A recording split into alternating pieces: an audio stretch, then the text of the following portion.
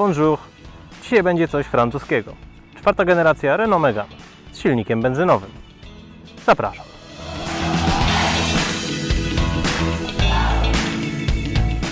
Najnowsza odsłona francuskiego kompakta zadebiutowała w zeszłym roku na targach we Frankfurcie i zachwyciła swoją stylistyką zgodną z obecną polityką marki. Charakterystyczne lampy z przodu i ślicznie poprowadzona linia boczna.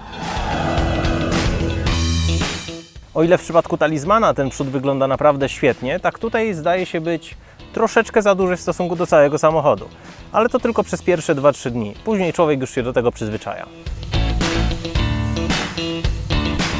Tylna szyba nawiązuje do drugiej generacji z malutką wycieraczką. Poniżej szyby natomiast mamy bardzo szerokie lampy, które są ewenementem w swojej klasie. Z powodu tych lamp Megane świetnie prezentuje się w nocy, co odkryliśmy przez przypadek podczas wczorajszego powrotu z nagrań do domu.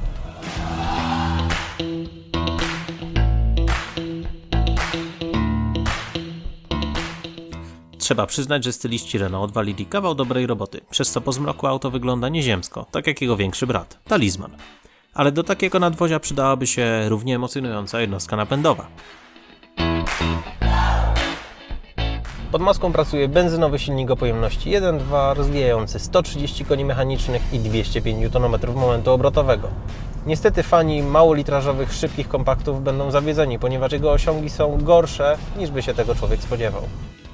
Auto waży 1300 kg, a setkę osiąga w prawie 11 sekund, więc po raz kolejny mamy do czynienia z samochodem, który wygląda na szybszy niż w rzeczywistości jest. Jest za to dość rozsądne w kwestii spalania. Na autostradzie i w mieście około 8 litrów, na trasie nawet poniżej 6.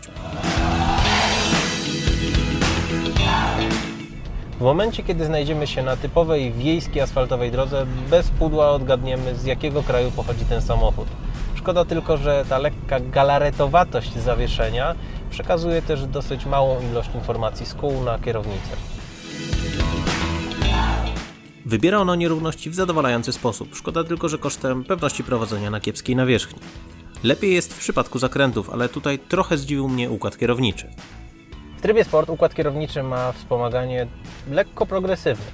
Mianowicie przy jednym manewrze wyprzedzania na początku czuć bardzo mały opór, a przy kończeniu tego manewru czuć już duży. Nie do końca mi się to podoba.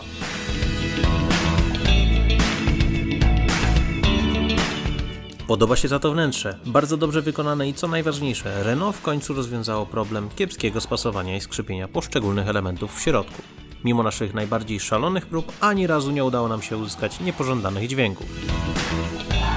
Dziwić może tutaj jedynie brak elektrycznej regulacji fotela.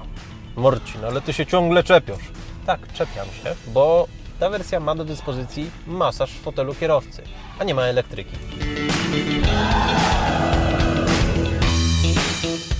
Z gadżetów na pokładzie jest bardzo dobrze grające audio właśnie tego producenta oraz system Airlink, który czasami lubi się delikatnie przyciąć. Natomiast jest on bardzo intuicyjny w obsłudze. Dodatkowo mamy możliwość pełnej personalizacji ustawień samochodu, od koloru oświetlenia przez ustawienia systemów bezpieczeństwa, aż po ustawienia dotyczące parametrów jazdy, kryjące się pod nazwą Multisense. Odradzam używanie trybu Eco, który powoduje kompletne zamulenie samochodu, a nie poprawia znacznie ekonomii paliwowej. Jedną z opcji jest możliwość sztucznej modulacji dźwięku silnika. W przypadku niektórych marek wypada to dosyć blado, dźwięk jest po prostu nienaturalny. W Renault rozwiązali to bardzo fajnie.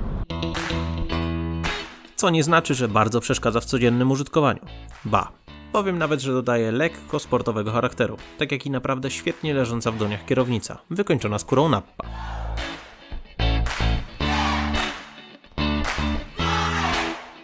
Okazuje się, że Jean-Pierre, siedząc nad deską kreślarską, postanowił dodać parę smaczków do nowego Megane. Dlatego kierownicę, zegary i head-up przesunął delikatnie w lewo względem fotela kierowcy, a pedały w prawo, bo mógł. Szkoda, że Jean-Pierre zapomniał przekazać informacji do Departamentu Montażu Tylnej Klapy bagażnika, żeby ją równo złożyli. Ale prawdopodobnie jest to tylko jednostkowy wypadek przy pracy. Po jej otwarciu mamy do dyspozycji 434 litry i bardzo foremny kształt, co w tej klasie jest dobrym wynikiem. Niestety cierpi na tym drugi rząd foteli, w którym miejsca jest dosyć mało. Porównałbym to z kanapą w Volvo V40 i niestety nie jest to komplement.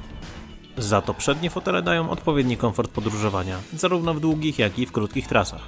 W naszym przypadku wykończone są skórą licową z taką ładną wstawką ze skóry ekologicznej. W gorące dni pomoże znacząco fakt, że jest ona dodatkowo perforowana.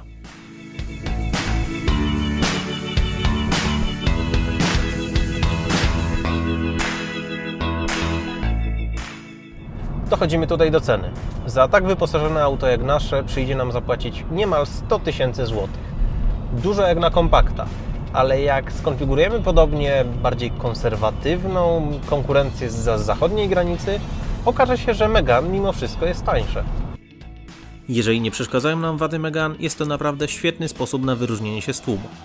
Na każdym kroku słyszałem opinię, że wygląda jak $1 000 000 i muszę się z tym zgodzić, bo stylistycznie bije na głowę całą swoją konkurencję. Jak to kiedyś powiedział redaktor Polikowski, im więcej ciekawych samochodów na ulicach, tym lepiej.